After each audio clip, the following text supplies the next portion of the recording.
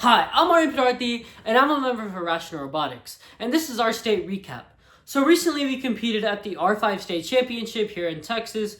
Maybe not so recently now, it's been almost a month since the competitions happened. But this is a three-part explanation into how our team performed. So first, I'll be interviewing Kevin, who is the driver and lead of our team. Next, I'll be interviewing Sham, who is the programmer present at the competition. And finally, I'll be interviewing Jonathan, who is a drive team member who is present alongside Kevin. So without further ado, let's get into the interview. So hello, who are you? I'm Sham. I am the main programming architect as well as the junior programming lead for Team Axiom. Okay, so leading up to the state competition, how did the robots like programming and auton change? So originally we went through like a number of libraries and stuff in competitions leading up to the state tournament. So things like trying to use our own custom stuff, and then we transitioned to Lemlib for a little bit. We tried a little bit of easy template in and out a little bit, and then leading up to state, especially from the signature event onwards, were some of our biggest changes we've done. We went from using something that was not really comprehensible to like the average programmer who did not do USACO, and also to the programmers who have done USACO, like Rami, our main programmer. So we switched from something really complex and esoteric to a really simple implementation of the pub/sub model that was super readable and allowed us to change code like that instead of having to dig through a bunch of header files trying to figure out what everything meant. And so we also super honed in on our auton because we realized, especially after our two tournaments right before state, that our build was basically set. So we really honed in on auton and got that to be really consistent to where we got multiple AWPs at state, which really helped us out at the tournament and getting our first place ranking. Okay. So, hello Kevin, introduce yourself. Hi, I'm Kevin. I do most of the build and design and also the driver. So before getting into any specific matches, was there any like specific strategy leading up to the competition? We kind of just thought of making a robot that's reliable, and then from there just like focusing on the long goals and just playing D scores and doing the upper center goal. Yeah, I turned on. So you can start anytime. 3, 2, 1. Okay, so starting off, we were kind of scared about 1082J, so because like we knew they were a pretty good team, like driving wise, so we want to make sure that we won this match. So see how this went. It looks like Red will be taking down. Although went not terrible, we got upper center and we got long goal, so it's pretty nice. We're gonna start this match. We're gonna start driver control now in 3, 2, 1, go. 2025C Nice is going for defense. the Just defending our long goal against 2025C. has fallen Upper off. center, just like de-scoring a little bit. And it looks like 1-4-1. Oh yeah, this late de-score was pretty clutch.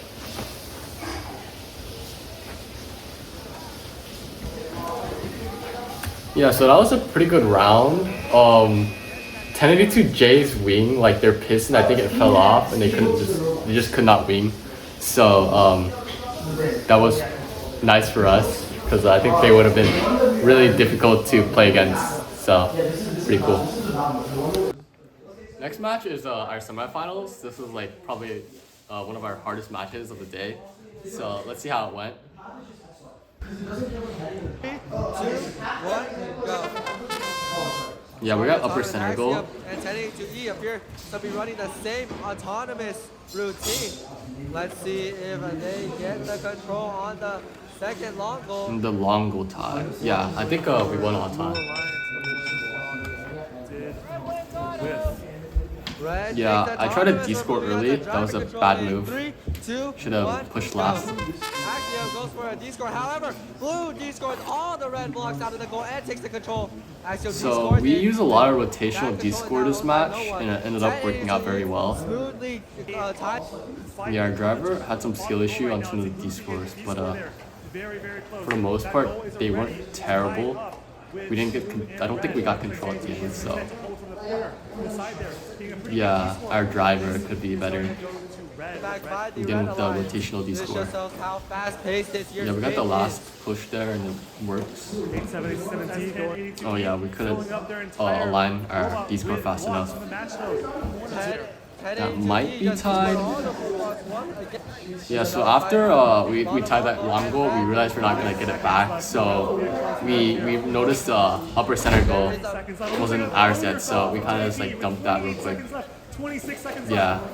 left. So here at the end, it looks like we pushed blue blocks into the logo, but we were actually intaking them because we knew we could intake that last blue block that was like sticking out.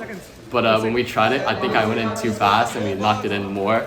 But the two blue blocks that looked like they got pushed in, they got intake by our bots, so it was still neutral logo, so worked out fine. 2, 1. I think main part was just like a liner, because my D scores, they were not great. We had a neutral long goal on our side, so you just need a better liner. So we'll keep that in mind for Worlds. Introduce yourself. Hi, I'm Jonathan. I'm a human player and a part of the drive team for Axio. Can you describe the scouting experience at the tournament? Yeah, so I think it was a really unique experience because we were a rookie team at this tournament. So, for example, like other teams like had like such a great track record because they've been in VEX for like such a long time. However, us, we were new. No one really knew us. So the only way we could really like get our name out there was through rankings. So I feel like we were really fortunate in the sense that our qual matches were like really easy, low key. So that thankfully got us to 8-0. So that put us at the top of quals. So because of that, we could safely like pick who we wanted and could form like the best lines possible for us. So in your experience being a drive coach, are there any like specific things that you do? Yeah, so I feel like the most important thing would honestly be like planning around autonomous, right? Because if you win the autonomous bonus, that's just like a free control zone for your team and that carries forward through the entire match. So if you could do things like seeing like how your opponents like do their auton, so you could like play counterplay. For example, if they go 1 in center, you could render auto that as 2 in center, so you can claim that center goal and then dump the rest in long or something like that. How do you coordinate with the rest of the drive team? Yeah, so it's more or less just like splitting responsibility. So we realized that because we're a team of 3, we can really like pick and choose like who and what we want to like focus on. So for example, Alex, the drive person on the right side of our driver, Kevin, would focus more on the right side of the field, focus on that long goal and focus on maybe the lower center. While the human player would focus on the left long goal and upper center to see if like, hey, where can we like make plays and what can we do? Because we can't have all eyes on the field like on the same spot at one time. So.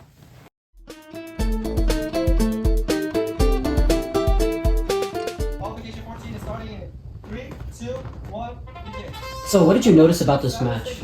Yeah, so going into it, we were really confident because we were with a Why Not, which is a team that we won a local with early on. And because of that, we kind of knew their auton. So early on, we decided, like, hey, let's go for A to BP. So we decided to run our split while they decided to run their 5-fall rush.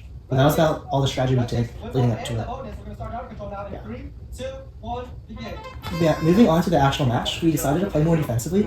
Because we won auto and got A to BP, we realized that, hey, we don't really need to, like, play too offensively. Instead, we can just try to, like, go for both of our long control zones, and then after that, secure the match. Because auton bonus is basically a control zone in itself, so they can't really do much unless they had, like, a double park, which they don't have. It was really fine. We just played defensively the entire time. Genesis gets a clean sweep and keeps the control zone. Looks like they're trying to You can see us here, like, trying to, like, not put too many blocks on the field. So this is on purpose. We were just trying to scout the field. It was a strat we learned, like, from watching other teams at, like, 6. And because of that, we could, like, not give the enemy too many blocks and not give ourselves too many blocks, which sounds a little counterproductive, right? But it allows us to really just hone in on defense and focus more on, like, stopping the enemy from scoring instead of, like, increasing our own scoring, like, capacity, which is something that really helped us. So was there anything that made this match stand out from all the other matches? Yeah, so we had a drive train overheat issue, like, around, like, 30 seconds, just about now. Which you can see us here, like, kind of struggling to, like, do, like, some pretty basic maneuvers. Not because our driver's bad. We love our driver. Kevin, shout out to Kevin, by the way. But it was more or less like we couldn't really do, like, complex movements. So you can see here, we tried to, like, focus more on, like, linear movements. For example, here, like, at this little rally, which is mostly just pushing them or trying to stay in a straight line. So we could just mostly just push and pull on the blocks and just kind of rally it forward.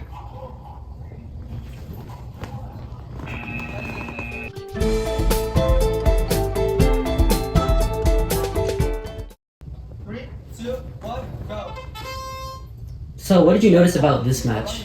Yeah, so this match was really special to us because we realized that we got Carbonated Potatoes as our lines. And literally going into this, like, whole state championship, we knew we wanted them just because they were, like, the best team there. So that was like really good scouting wise. But more like match wise, you saw that our auto failed. However, we did still get control. Because of that, we wanted to play pretty much the same thing that we did like in Q14, where we just started the field and just go for our own like respective 2 goals. And this time, however, we wanted to do something a little bit more different, where we got a ton of blocks early on in the match loader, and just kind of like held them throughout the match to say like, hey, is there any plays we can do like later on that can like really like secure us like a victory? Yeah. As you can see here, we have like all the control zones, so it's more or less just like playing defensively. So you'll see us like literally like ramming into them as they try to align to the long goal to really just stop them and say like, hey, this goal is ours, you know, blah blah blah. But something really important that we want to tell their teams is communication. So here we can't 1v2 or like either us or Carbonated. So we were really trying to emphasize like communication in the sense that, hey, if we defend this team, can you all run and like grab center goal? Or hey, if we defend this team, can you defend the other team that's also trying to like be here? Because we can't be in 2 places at once, right? So it's more or less just like trying to stop both teams effectively and knowing when to switch when like you're losing. So did y'all's robot overheat in this match? No, not. I don't remember at least, but I don't think it did. Even if it did, it didn't really matter too much, just because we weren't really trying to do anything like across the field or like running around doing something like crazy for ball collection. It was more or less just ramming into them, which you can see us doing here to try to really defend our long goal. Something good about our robot, at least our state's robot, was like our aligner. We really thought the aligner helped. So if you're a team that doesn't have an aligner that's going into Worlds or a scrimmage or whatever, you should probably make one, especially at a polycard.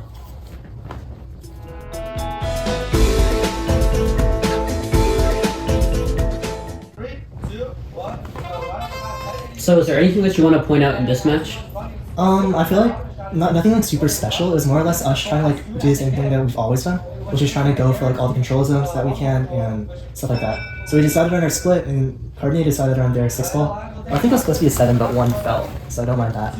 But as like you go up in elims, obviously the people get harder, right? So your strategy has to change, and because of that, this time we decided to go the same thing that we did in R16, where we got a bunch of blocks. However, we decided to play like a lot more aggressively, in the sense that we wanted to try to like emphasize middle goal. So you see us like going over here and going for lower center, just to get that like the early advantage. So if we were to claim both middles, we realized that we could just like defend the other team like the entire time, and then that's fine. Because as long as their like attention's always on us, we can really just like make it so they're just gonna run out of time eventually, because they're gonna try to score, we'll always be there, and that early advantage really like snowballed us into winning this match, I'd say.